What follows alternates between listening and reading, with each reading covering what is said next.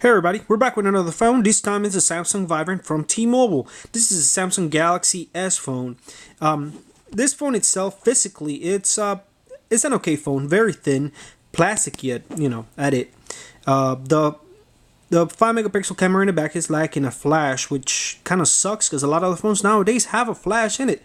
The speaker in the back, it's also in a bad position because once you cover it with a finger or your thumb, you can't hear anything out of the speakerphone. It does not have a camera button, but it does have on the top of it a little latch or a little door for the micro USB connector. Also, it has 3.5 millimeter headphone jack. In the bottom, it will have a little hole for the speaker. Now, this phone does come with a 2.1 Android Eclair with TouchWiz on top of it, which makes for a bit of a laggy phone at times. But it does do the things that Android normally does. As you can see here, can you say iPhone? But oh well. If you like the phone, I'd say get it. Otherwise, if you were considering getting this phone, it is a bit of a hassle trying to get it upgraded from 2.1 over to 2.2, since you have to download and install on your computer the program from Samsung in order for you to update it.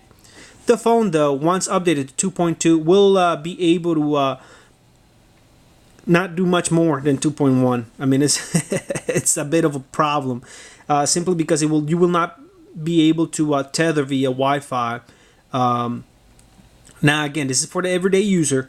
If you are able to root the phone and install another operating system, I mean, stay with Android. You just go with 2.2, 2.3, or custom ROMs. You can do that, but again, for the everyday user, it's a bit of a hassle, like I mentioned earlier.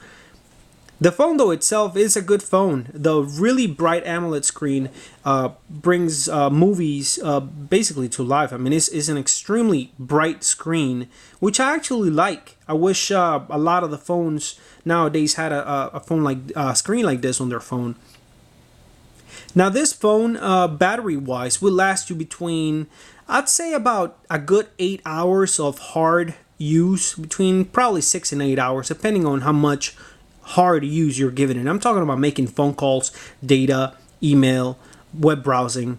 It does the job. I mean, it is a 1500 milliamp battery. Now, as far as the camera, it does take 5 megapixel pictures. Again, no flash, but it does take 720p video at 30 frames per second, which is actually pretty good. Picture-wise, not so good.